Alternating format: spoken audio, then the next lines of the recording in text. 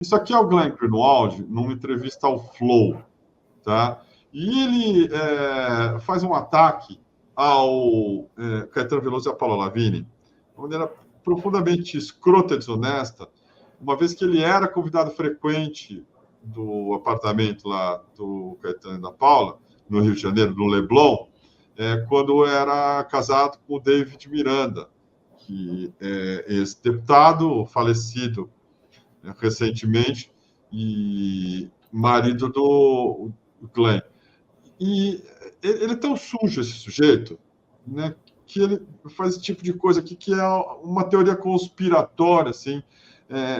Está com 500 mil views no Twitter, num programa de alta audiência, que é o Flow, espalhando ali o que as principais redes de desinformação da extrema-direita gostam de fazer, que é dar ideia daquele folclore, daquele personagem meio manjado, e que todo imbecil tem medo, de extrema-direita, que é o socialista de iPhone. Deixa eu botar aqui. A realidade da esquerda, mesmo que eles gostem de afirmar que eles estão representando o povo, eles estão compostos pela elite, pelas pessoas ricas. Eu conheço muito bem da política esquerda no Rio. Tudo está centralizado no apartamento do Caetano Veloso e Paulo Lavigne.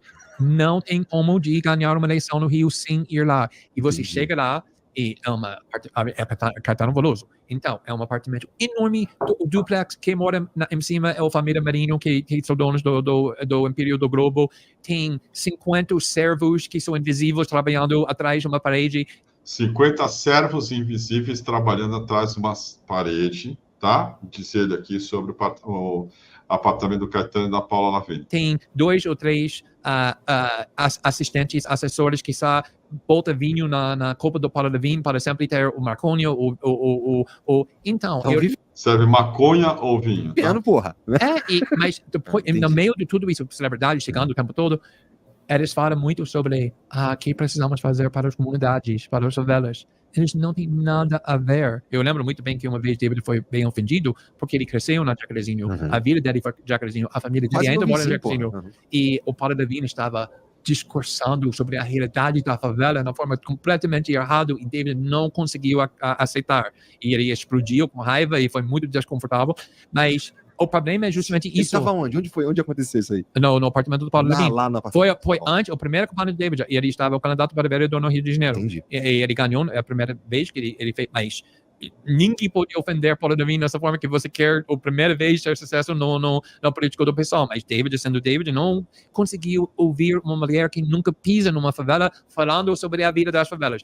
E o problema é justamente isso. Então, quando pessoas estão sentindo, na minha opinião, de uma forma bem válida, que a sistema política não se importa com a vida delas nem um pouquinho, quem chega e conseguir falar, nós também odeia esse sistema político, eles vão parar naquela pessoa. E a esquerda não tem essa capacidade porque eles não têm a fala do povo. Eles são professores na faculdade, eles são com pessoas com doutorado, com sociologistas, pessoas bem ricas, celebridades. Eles não têm a capacidade de falar na forma que o povo acredita. Eles são parte do establishment. Eles não conseguem. O que vai acontecer? Ou pessoas vão sair do apartamento do Caetano e falar, odiamos o establishment, queremos destruir o sistema. E ninguém acredita, a esquerda não tem credibilidade nessa forma. Ele só usa essas agendas de costumes, do direito de trans, LGBT. Não estou minimizando, para mim, na minha vida, isso foi muito importante, só que isso é prioridade para pessoas que já têm tudo. Exatamente. Você acha que pessoas na comunidade estão acordando pensando dessa coisa? Tá preocupado ali se na Viúva Cláudio vai cair a casa da frente ou não. Exatamente. É outra parada. Exatamente. Diga lá, Rei Aragão, o que você achou do Glenn Greenwald falando essas coisas aí pro Flow? Opa, tá sem som? Pode falar. Tá sem som. Pode falar, vai falando. Tá sem som, tá sem som. Tá sem som, é. Tá Fez sem alguma som. coisa estranha. Sumiu, Ixi, caiu. Alô? Voltou, Alô, voltou. Pode falar. Vai lá. Bom, é uma canalice dele falar isso de pessoas que receberam e que são artistas influentes na cena do Rio de Janeiro.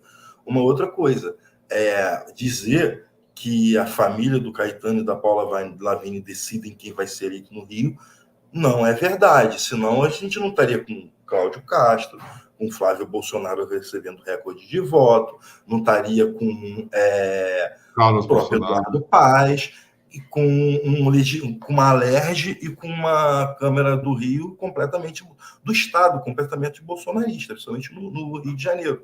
Agora, ele fala algumas coisas ali, por exemplo, aqui no Rio a gente tem um problema sério com a esquerda que já não vem de hoje, todos nós sabemos. Além da direita estar praticamente com hegemonia eleitoral no Rio de Janeiro, o PT nunca foi forte. Teve um período com a Bené, que ainda teve alguma força, mas o PT daqui nunca foi forte. Você tem hoje aqui no Rio o Quaquá, que é uma figura polêmica, mas é uma figura forte do partido. O pessoal no Rio de Janeiro não eu estou falando isso de forma até complicado falar, mas a gente não pode colocar como um partido assim, uma esquerda revolucionária, uma esquerda mais Zona Sul, assim, isso é um ponto que ele fala que é verdade, porque a gente tem aqui no Rio de Janeiro essa esquerda, ela é muito ligada a esses setores, eu acho que ela está realmente bem afastada das comunidades, está bem afastada das periferias aqui no Rio, isso não é mentira, e de fato o que ele fala também é verdade, você está muito pegado a algumas bandeiras que não dialogam em nada com essa população, tá? Você pega aqui os principais quadros aqui do Rio de Janeiro hoje, são quadros muito identificados com as pautas identitárias, não que isso seja um demérito, não é, mas o problema é você não se identificar, você se identificar, não é o problema se identificar com essas pautas, o problema é você ficar preso nessas pautas e você não levar o seu discurso, o seu debate, inclusive com essas pautas, para uma pauta mais ampla, que são os problemas reais da sociedade de uma forma geral, sabe? Você vive num país extremamente conservador, que se torna cada vez mais conservador, principalmente com esse arrefecimento, com esse aumento maior dessa onda de guerra híbrida que começa lá em 2005 e com a Lava Jato ela se intensifica, você está cada vez com um país mais conservador e que você precisa disputar voto e que esses votos eles precisam ser baseados numa perspectiva palpável para essa população. Sabe? A maioria das pessoas da periferia, elas não são homofóbicas, não são racistas, até porque a maioria é composta pela população preta, mas a questão é a seguinte, o problema real que elas vivem ali está passando distante disso, e a esquerda precisa fazer, rever, principalmente aqui no Rio, tá?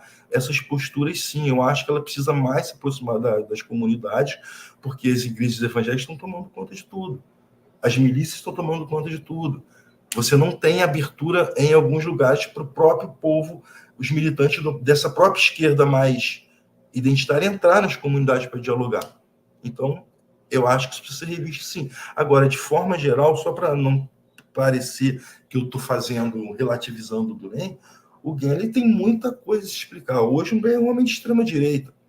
Ele reverbera o discurso da extrema-direita, os valores da extrema-direita. Ele é um agente de operação psicológica no Brasil hoje, muito importante.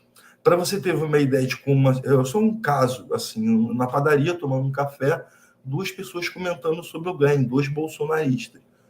Aí o outro foi um caso que aconteceu há pouco tempo. O outro vira e fala assim, aquele viado que era da esquerda e que agora está com a gente. Então tá bom, né? É o nível desse sujeito, do que ele passou a se submeter e representar tudo que há de pior, não só no Brasil, porque ele não é um agente interno de desestabilização. Ele vem de fora.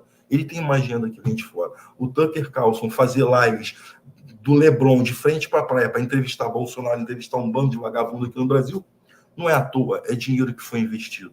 Isso antes das eleições de 2022. Então, esse cara tem muita coisa para explicar. Ele se apropria desse discurso moderno, mais racional, de que a esquerda precisa ser mais dialética e mais racional na sua luta, mas o que ele faz é o papel da extrema-direita.